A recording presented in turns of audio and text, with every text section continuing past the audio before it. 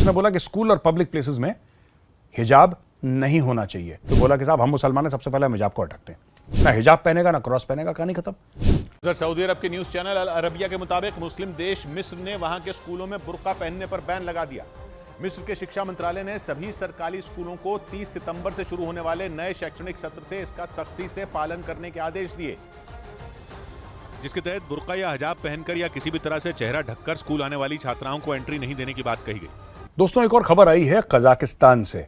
Kazakhstan में 70% यानी कि 70% जो आबादी है वो मुसलमान है, और कजाकिस्तान ने बोला है कि हिजाब को हम लोग बैन करते हैं। हिजाब, उसने बोला कि स्कूल और पब्लिक प्लेसेस में हिजाब नहीं होना चाहिए। Switzerland has passed a new law now banning the burqa. The National Council, which is the lower house of the Swiss Parliament, approved that ban in a vote on Wednesday, and that vote was passed by a majority of 151 to 20% मुसलमान है Kazakhstan में, 70%।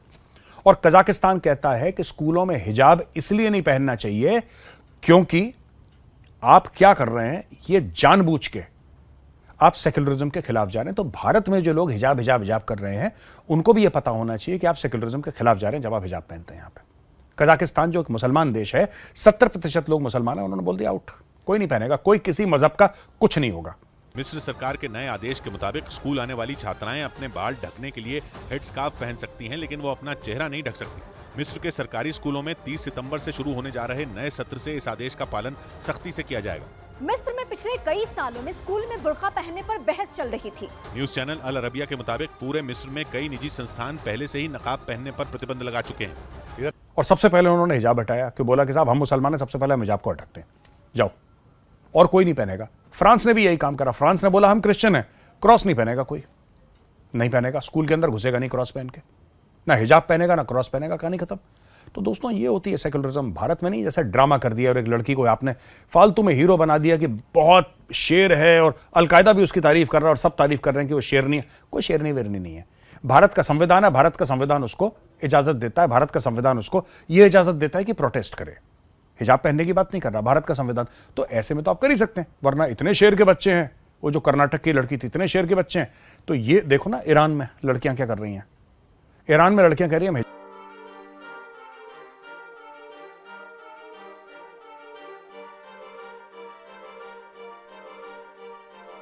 हिजाब नहीं पहनेंगे, right, नहीं पहनेंगे, उनकी जानें जा रही हैं, लेकिन फिर खड़ी हैं। तो ईरान की जो हमारी बहनें हैं, मैं उनको सैल्यूट करता हूं। मैं कह रहा हूं ये हैं असली शेरनी, ये नहीं जो भारत में है, जिनको पता है कि पुलिस आपका कुछ नहीं करेगी, कानून आपका कुछ नहीं करेगी, और आपका फ्रीडम ऑफ एक्सप्रेशन बिल्कुल प्रोटेक्टेड है, तब आप शेर बने। ऐसे कोई शेर होता है? शेर वो बनो जो ईरान में बन रहे हैं, तब हम माने तुम्हें शेर। एक और खबर है, ये बड़ी तगड़ी, पीआईए की। पाकिस्तान इंटरनेशनल एयरलाइंस, इसकी 77 फ्लाइट कैंसिल हो गई, 4 इंटरनेशनल थी, बाकी काफी हद तक डोमेस्टिक थी। तो पाकिस्तान स्टेट ऑयल एक कंपनी है दोस्तों, पाकिस्तान स्टेट ऑयल, ये जैसे हमारे यहाँ भारत पेट्रोलियम है, इंडियन ऑयल है, ये सब जो हमारी सरकारी जो वो हैं ऑयल डिस्ट्रीब्यूशन जो करती हैं, रिफाइनिंग भी करती हैं, इनका बिल्कुल जो पैरेलल है पाकिस्तान में, उसका नाम है Pakistan state oil, PSO. PSO ने मना कर दिया कि पाकिस्तान इंटरनेशनल एयरलाइंस को हम तेल नहीं देंगे, लोग पैसे वैसे देते नहीं हैं, जो पहले पुराने बिल हैं ये इन्होंने क्लियर नहीं करे। उन्होंने एक दिन बोला स्टॉप, उन्होंने पाकिस्तान इंटरनेशनल एयरलाइंस को तेल देने से मना कर दिया। पीआईए बैठ गई जमीन में, पीआईए की कोई फ्लाइट नहीं उड़ रही। और पाकिस्तान से एक और बड़ी जबरदस्त खबर है। एक शेर अली करके प्रोफेसर ऑफ बायोलॉजी है, ये बायोलॉजी पढ़ाते हैं government post graduate college of Bannu, Khyber Pakhtunkhwa. दोस्तों, बन्नू जो है हर समय गलत चीजों में वो खबर में रहता है। सुसाइड बॉम्बिंग्स होती हैं बन्नू में, आईईडी फटते हैं बन्नू में, टीटीपी अटैक करके पुलिस वालों को और फौजियों को मारता है बन्नू में। तो ये शेर अली साहब थे, प्रोफेसर हैं बायोलॉजी के, ये गवर्नमेंट कॉलेज बन्नू में पढ़ाते हैं। इनसे मौलानाओं ने माफी मंगवाई। चार्ल्स डार्विन की थ्योरी आपने पता है, हम सब ने पढ़ी है। चार्ल्स डार्विन की थ्योरी कहती है सर्वाइवल ऑफ द फिटेस्ट, जो ओरिजिन ऑफ स्पीशीज है, किस तरीके से स्पीशीज आई, ये सब ये चार्ल्स डार्विन ये डिस्कस करते हैं। यही पढ़ा रहे थे वो, तो इनके पीछे मौलाना मौलवी पढ़ गए, बोला कि तुम्हें जान से मार देंगे, ये सब गलत है, ये गैर इस्लामी है, तुम ये पढ़ाओ कि ये सब चीज क्यों हुई, क्योंकि अल्लाह चाहता था। तो इस बंदे ने एक्चुअली माफिया मांगी है।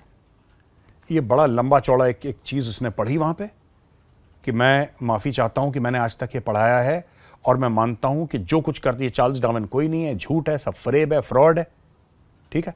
और मैं ये मानता हूं कि ये सब अल्लाह का करा हुआ। अच्छा दोस्तों, ऐसा है ना कि हर एक मजहब में ये बातें, सिर्फ इस्लाम में नहीं है। हिंदू कहते हैं कि Brahma is the creator of the universe, है ना, creator, preserver, destroyer, Brahma Vishnu Mahesh, जो ट्रिनिटी है, ये क्या है? ये तो यही है ना हिंदुइज्म में। और हिंदुइज्म कितने साल, हजारों साल पुराना है।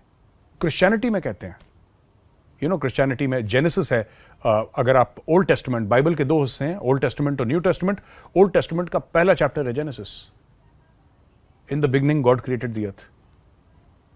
तो ये भी, पर इसका मतलब ये नहीं कि हिंदुओं ने और ईसाइयों ने साइंटिफिक टेम्परमेंट को दबा दिया और मार दिया।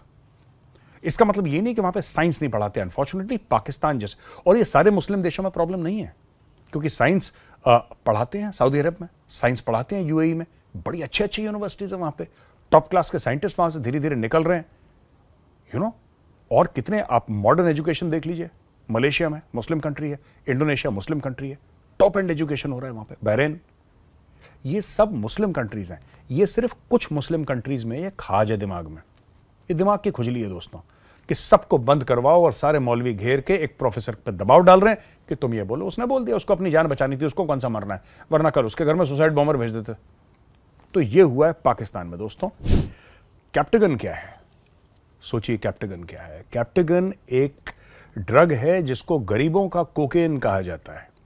गरीबों का कोकेन, यानी कि कोकेन से सस्ता लेकिन नशा कोकेन वाला।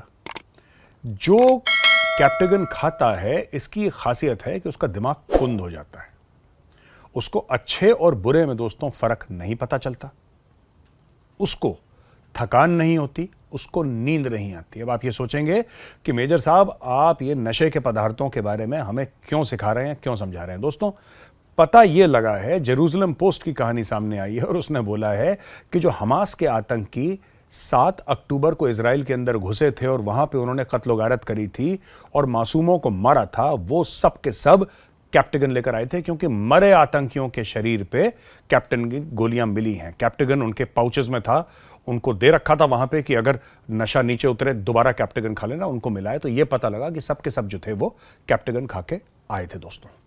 अब आप समझ लीजिए, बहादुरी के लिए इनको नशा करना पड़ता है। बहादुरी का तो काम नहीं करा इन लोगों ने, लेकिन फिर भी किसी और देश के अंदर घुसना और मासूमों को मारना, तो क्या करता है कैप्टेगन कि आपके दिमाग को ऐसा कर देता है कि अच्छे बुरे की समझ आपकी बिल्कुल खत्म कर देता है।